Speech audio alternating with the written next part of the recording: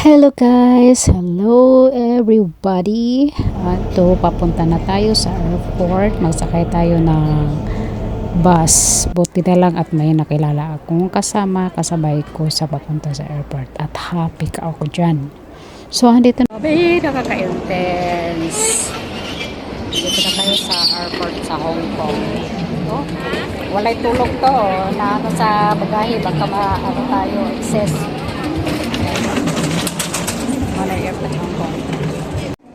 At buti na lang at nakaya na namin yung kaibigan ko, yung kasama ko. Tinulungan niya akong mag-arrange sa bagahe ko para ma-insert lahat. At buti na lang na okay. Nakaginhawa ako ng malaki. Sobrang pagod, hindi ako nakakatulog. Kaiisip sa bagahe natin. So ngayon naglalakad na kami kasi hinahanap namin kung anong gate kami. So hinintay namin yun sa board kung kailan lalabas.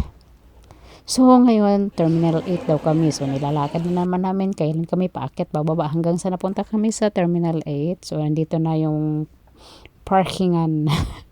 Yung hinihintay yung ano namin entrance.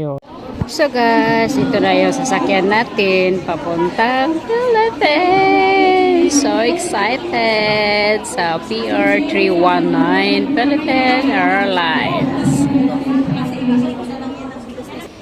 So dito na nga, papasok na tayo sa eroplano.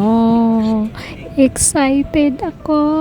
After 2 years, nakakasakay na rin tayo ulit sa malaking eroplano. Tingnan mo, malaki-laki. May libre silang headphone o nakalagay gagamitin mo yan kasi may monitor yan sa harap.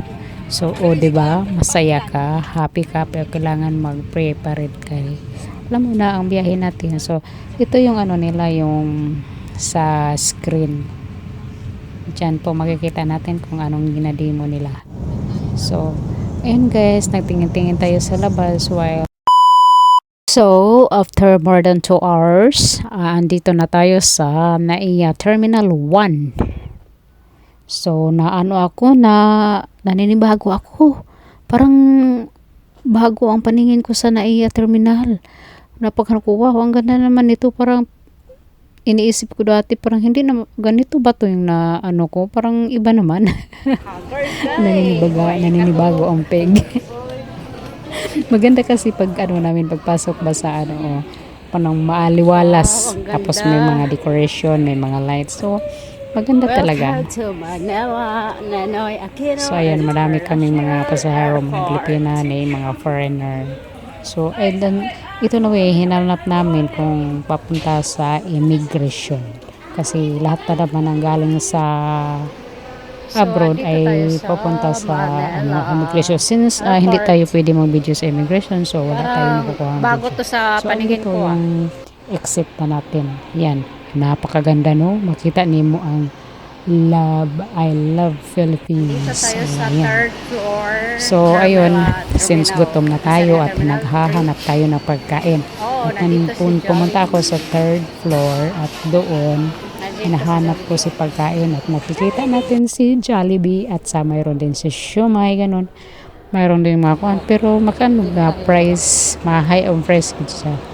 So ayan, pag after natin kumain, nag-upo-upo hanggang sa nag-ikot-ikot na naman tayo kasi nag-curious natin kung ano talagang labas nito. Kaya alam mo na, kanina lang ako hindi tayo sanay sa Manila, airport lang ako. Pero karon. So ayan, iniikot natin kasi yung next flight ko is tomorrow pa, but the next day pa. So kailangan pa akong pumunta sa Terminal 2. Ganun. So mamaya na ako sasakay ng bus, shuttle bus. So dito iniikot ko pa hanggang sa bumalik na naman ako ulit hanggang tinitingnan ko talaga yung ang terminal iniikot ko. Pero hindi naman lahat na iniikot ko malaki ang Terminal 1. Doon sa kabila mayroon pa yan. Iba kasi ang exit at saka papasok. So ngayon, andito na, sasakay na tayo, mag-aabang na tayo ng shuttle bus dito sa labas, na nakamarka diyan. So andito na yung sasakyan natin, ang exclusive sa Philippine Airlines. So, kailangan natin sumakay dyan para i-transfer tayo sa pikas na terminal sa 2, sa domestic terminal. So, na-excited akong sumakay dyan. Alam mo na, wala tayong alam sa Manila. Di tingin-tingin tayo sa labas kahit madilim. Mag-ano tayo ng video.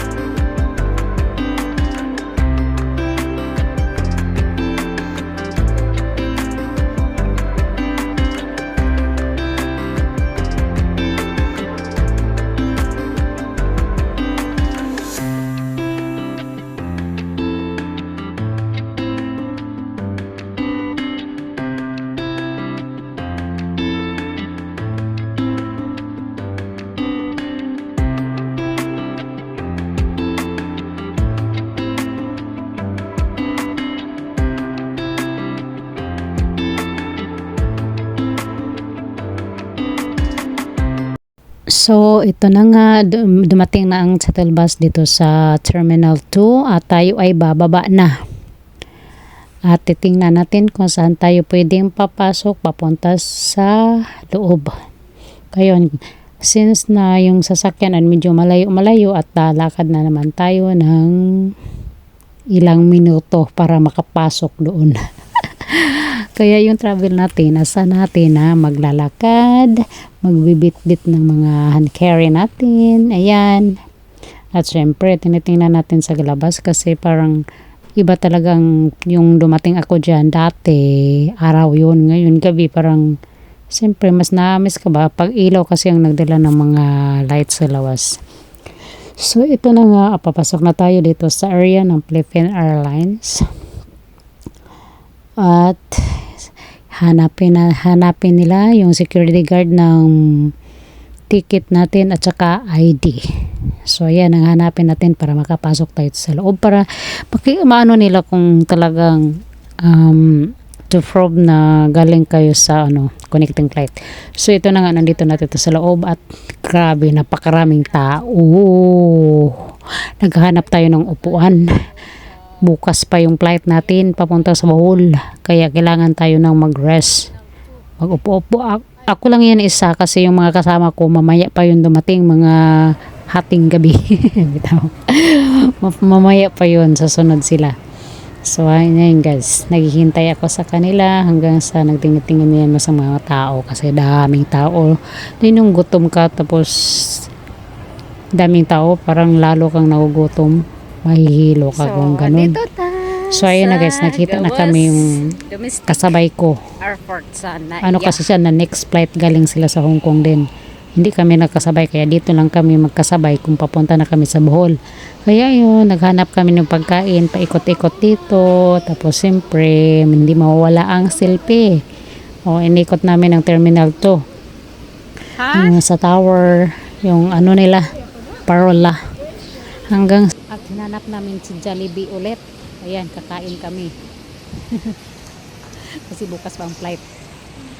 So ito na guys, ang next morning, ang biyahe natin connecting papunta sa Panglao at dito lang tayo sa airport natulog. So madrang pagod talaga. So thank you so much for watching everyone, and thank you so much all Team Love Million by Label. Thank you, thank you.